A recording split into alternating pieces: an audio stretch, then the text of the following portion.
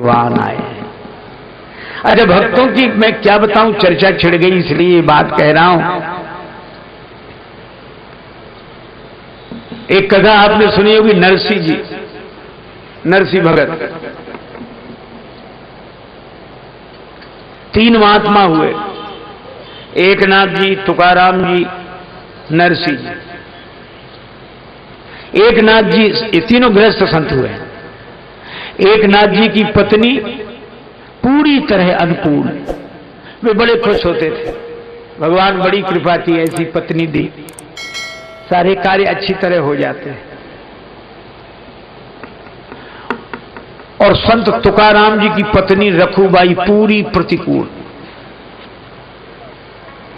एक दिन तुकाराम बैठे सत्संग कर रहे थे, वो पानी भर के आई, दूर से घड़ा सिर पे रखा, और जो देखा बैठे सत्संग, अरे निठल्लो तुम्हें कोई काम नहीं है, सवेरे से बैठ गए, भाग जाओ यहां से, मत बैठना, दोबारा मैं आऊंगी। घबराए बेचारे सत्संग। तुकाराम बैठे रहो बैठे रहो। दोबारा फिर आई, वो देखा बैठे तो पानी से भरा घड़ा ही पटका नरसिंह जी के ऊपर, भड़ाक से फूट गया, भीग गए और सब।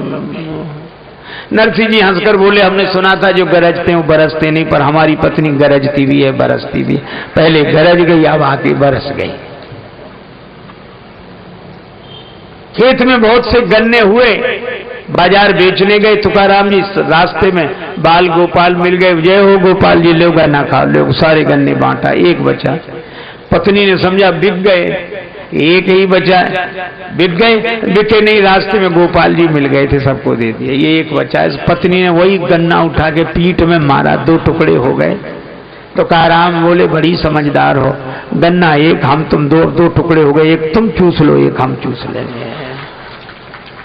अब ये तुकाराम भी कहते, भगवान की बड़ी कृपा है, ऐसी प्रतिकूल पत्नी दी है तो भगवान में मन आसानी से लग जाता है, नहीं तो इसी में लगा। और नरसिंह जी की पत्नी कीर्तन करने गए, स्वर्ग से हार गए।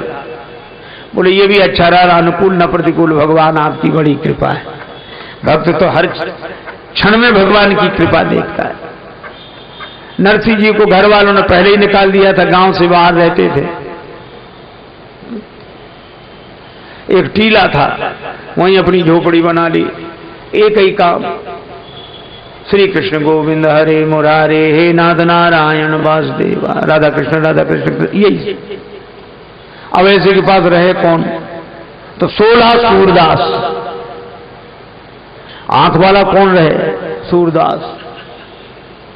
वे कीर्तन करें तो राधा कृष्ण करें, जैसे तैसे गुजर बसर चलती, कोई बात नहीं। बेटी के यहां था कोई कार्य, निमंत्रण आया, नरसिंह जी ने बोला, अब सूरदास बाबा क्या खबर, कहां से आए? अरे बेटी के यहां। अच्छा तो चलोगे नहीं बाबा, हम लोग भी घूम आएंगे। नरसिंह जी बोले चलें तो, पर यहां तो भोजन के लाले पड़े, कहां, न गाड़ी न बैल। अरे मान लो आपके तो बड़े बड़े लोग हैं तो बड़े बड़े लोग, लेकिन तुम नहीं जानते ना। नहीं नहीं नहीं, अरे आपको कोई मना कर, आप तो एक सज्जन कह रहे थे, आपके तो नजरे दौलत है,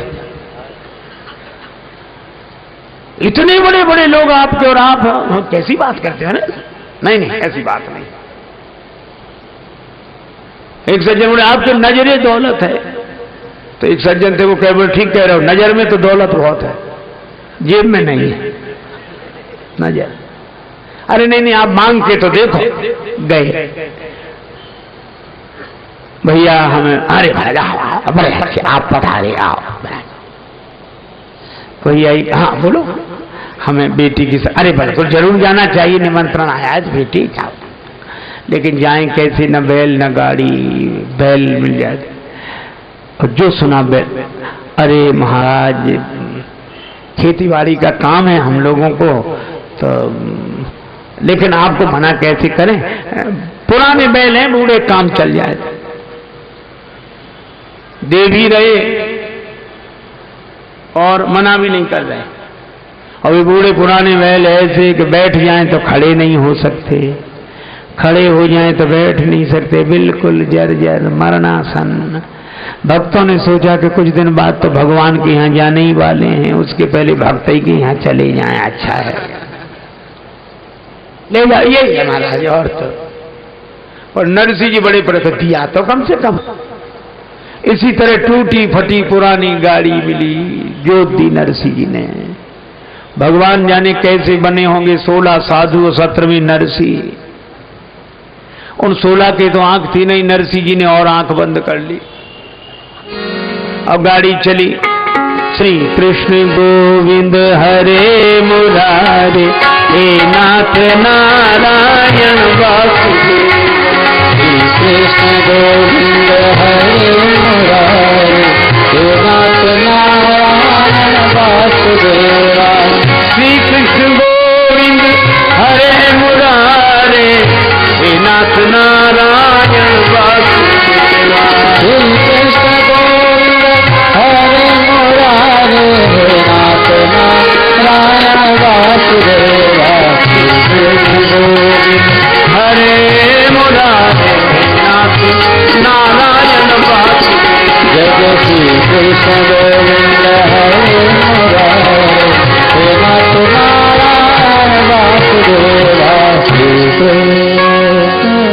और जब ऐसे निमग्न हुए कीर्तन में, भगवान से नहीं रहा गया, आवाज लगाई पीछे से, कबीरा मन निर्मल भया जैसे गंगा नीर, पाछे पाछे हरि फिरे कहत कबीर कबीर। भगवान, अरे भैया गाड़ी वाले, अब सूरदास सो बाबा देख कोई बुला रहा है। नरसिंह जी ने आंख खोली। भगवान एक युवक के रूप में खड़े कह रहे, तेरे वो गाड़ी वाले हमें बिठा ले, एक बार गाड़ी थाम, भगत में हार गया। गाड़ी वाले हमें बिठा ले, एक बार गाड़ी थाम, भगत में हार गया। गाड़ी वाले हमें बिठा ले, एक बार गाड़ी थाम, भगत में हार गया। गाड़ी वाले हमें बिठा ले, एक बार गाड़ी थाम, भगत में हार गया। नरसिंह भगत यूं कहने लगे, गाड़ी मेरी पुरानी। नरसिंह भगत यूं कहने लगे, गाड़ी मेरी पुरानी। अरे भैया आ जाओ आ जाओ, कमी तो पहले से ही नहीं है, तुम ही आओ बैठ जाओ। भगवान जाने 16-17 कैसे बने होंगे उस गाड़ी में। शायद इसलिए बने कि सब सूरदास से दिखते ही नहीं था कौन बैठा।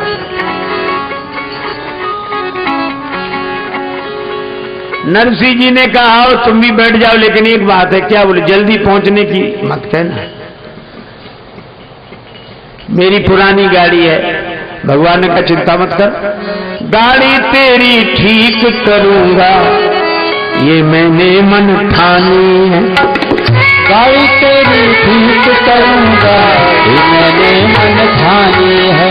अच्छा तो भैया कौन हुआ? खाती मेरी जाति भगत जी, कृष्णा मेरा नाम, भगत में हार गया। खाती मेरी जाति भगत जी, कृष्णा मेरा नाम, भगत में हार गया। खाती मेरी जाति भगत जी, कृष्णा मेरा नाम, भगत में हार गया। खाती मेरी जाति भगत जी, कृष्णा मेरा नाम, भगत में हार गया, भगत में हार गया। अरे मैं जाति का खाती हूं, लकड़ी का काम करने वाला। नाम क्या है? कृष्ण। और भैया भैया मुझे लगता है कि भगवान ने कृपा करके ही तुम्हें भेज दिया है।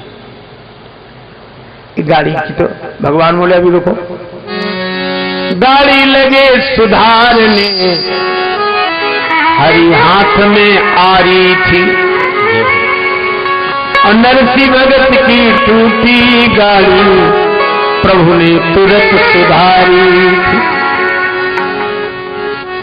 नरसिंह भगत की टूटी गाड़ी प्रभु ने तुरंत सुधारी थी। गाड़ी सुधर गई। अब नरसिंह जी सिर झुकाए बैठे, भगवान ने कहा क्या हुआ भगत जी, क्या हुआ? ये सिर काय को झुक गया सिर। नरसिंह जी बोले कुछ नहीं। नहीं तो भी कुछ तो बताओ। अब बताएं क्या? पैसा तो है नहीं मेरे पास जो सुधराई दे। नरसिंह कहे भाई भजन सुना दूं, पल्ले न मेरे दाम भगत में हार गया। नरसिंह कहे भाई भजन सुना दूं, पल्ले न मेरे दाम भगत में हार गया, भगत में हार गया। नरसिंह कहे भाई भजन सुना दूं, पल्ले न मेरे दाम भगत में हार गया। कहे भाई भजन सुना दूं, पल्ले न मेरे नरसिंह कहे भाई भजन सुना दूं, पल्ले न मेरे